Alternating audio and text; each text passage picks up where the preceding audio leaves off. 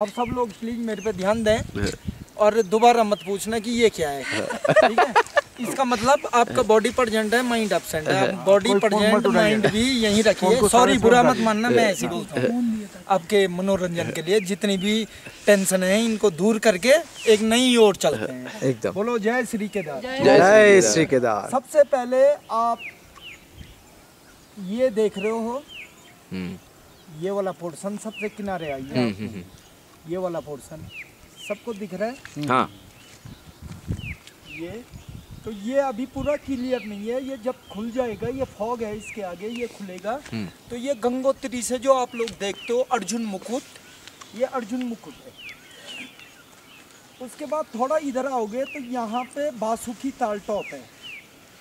आप देखिए, एक मैं आपको बहुत बढ़िया पहाड़ी दिखा रहा हूँ, बहुत सुंदर। उसको आपने एलिफेंट देखा है? आप तो बाहर के हो, वहाँ तो बहुत हैं, यहाँ तो नहीं है। तो एलिफेंट को आप अपने दिमाग में उसका एक चित्र बनाइए। सबसे पहले आप देखिए इस वाली पिक, ये दिख रही है आपको? दिख रहा है? ये हथनी का सर है। ठीक है, इसी पिक को आप लेके जाइए सीधे आगे आगे। इसी को देखना बस, ये आगे भी नहीं देखना, पीछे भी नहीं, इसी को देखिए। ये सीधे आया, ये हथनी का सूंड है और वो हथनी का पीछे का एरिया है। ये केदार की सबसे सारी पीकों में एक सर्वश्रेष्ठ पीक है। इसका नाम भी बहुत अच्छा है, हथनी टॉप के नाम से ये जानी जाती है।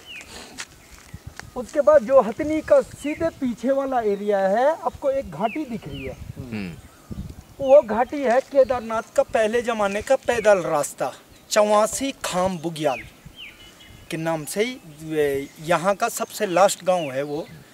चौवासी गांव सबसे लास्ट गांव है उस घाटी के अंदर। तो वहीं से बहुत नज़दीक केदारनाथ बाबा हैं, तो वही रास्ता हुआ करता था पहले।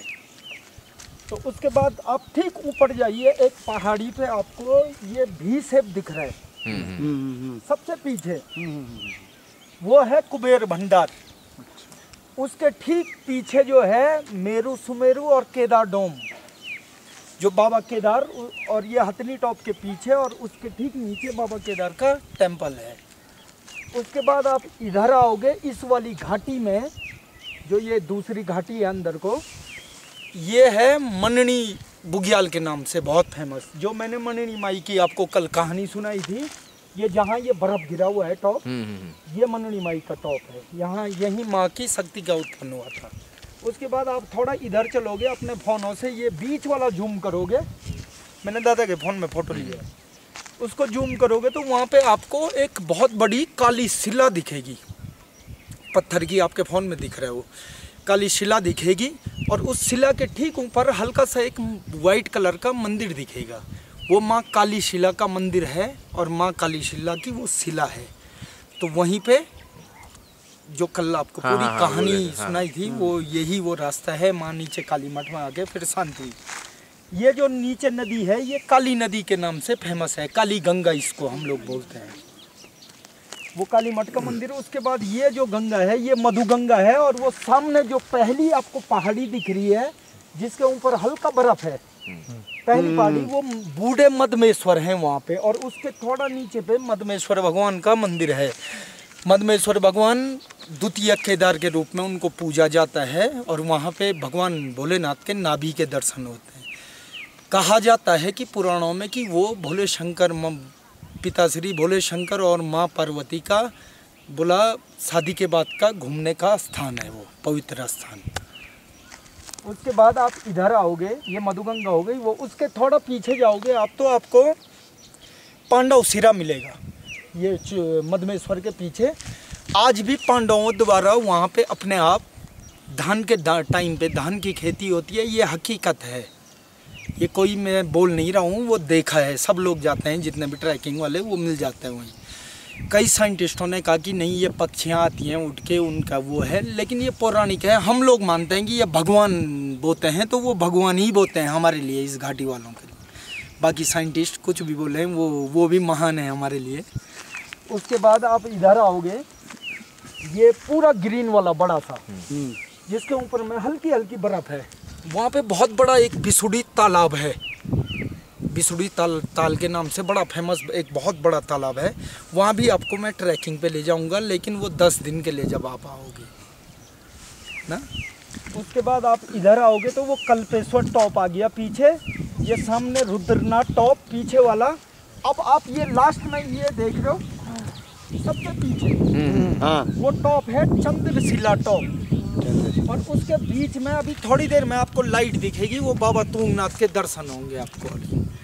उसके बाद आप ठीक सामने ये 3 पहाड़ियाँ देख रहे हो, जो बीच वाली पहाड़ी है दादा वो राक्षी देवी टेम्पल है, और इसके इधर ये कार्तिक स्वामी हो गया, और ये सामने हमारे जो है इष्ट देव हैं यहाँ पे जाखराजा जी, ये क्षेत्र के हमारे क्षेत्र रक्षक हैं। यहाँ पे हमेशा 14 अप्रैल को 2 गति बैसाख, जो हमारा हिंदी का 2 गति बैसाख है, यहाँ पे बहुत बड़ा पावन एक मेला लगता है। लगभग 2-3 मंजिल ऊपर तक एक मुनी बनाई जाती है। उस मुनी का मतलब है कि बहुत बड़े बड़े पेड़ काट के उसको मुनी के रूप में सजाया जाता है, और विद्वान जो पंडित हैं देवसाल और कोठेड़ा गांव के जो पंडित हैं, वो पंडित आके उस धुनी को मंत्रों के द्वारा उसमें धुनी उत्पन्न करते हैं। तो वो पूरी रात उसको छोड़ दिया जाता है। अगली सुबह 2 बजे वो ठीक 2 बजे के आसपास वो दर्शन देते हैं जाखराजा अपना। तो अगली मॉर्निंग आज रात को वहाँ पे धुनी में अग्नि को देके उसके बाद जो है रात को वहाँ पे पूरा क्षेत्र के लिए जो भी है बाहर के हैं यहाँ के हैं प्रसाद बनता है। उस प्रसाद की एक बहुत बड़ी महिमा है कि वो प्रसाद ना तो ख़त्म होता है और ना तो वो प्रसाद इतना ज़्यादा बच जाता है कि वो वेस्ट करना पड़े।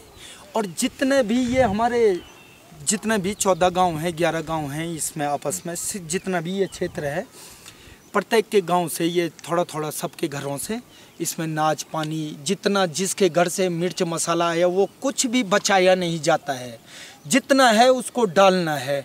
उस प्रसाद को बच्चा भी खाता है, बूढ़ा भी खाता है, जवान भी खाता है। उस प्रसाद में एक लिमिट नहीं है कि इतना मिर्च डालना है, इतना नमक नहीं, जितना है सामान वो सारा परोस दिया जाता है, उसको बचाया नहीं जाता है। और वो प्रसाद आप जब ग्रहण करोगे बाबा देगा, वो ज़रूर जाखराजा का आशीर्वाद होगा, तो वो एक अमृत के रूप में वो प्रसाद आपको गदगद कर देगा। जब रात को आप पंगत पे बैठ के पत्तल में वो प्रसाद ग्रहण करोगे बड़ा आनंद आता है। ये है सामने वो जाखराजा जी का मंदिर, ये जहाँ ये 2-4 मकान है तो यहीं पे वो जाखराजा का मंदिर है।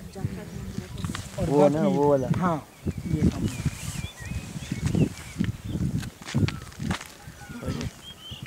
कितने हम 1 2 3 4 11 हो गया। मेरी गाड़ी में नहीं जा पाई, अच्छा नहीं लगा। सुखदेव है, सुखदेव आएगा तो सुबह आएगा, त्रिजुगी नारायण जाएगा। हम लोग को अच्छा सुबह आपका क्या निकालना प्लान है? अच्छा इसको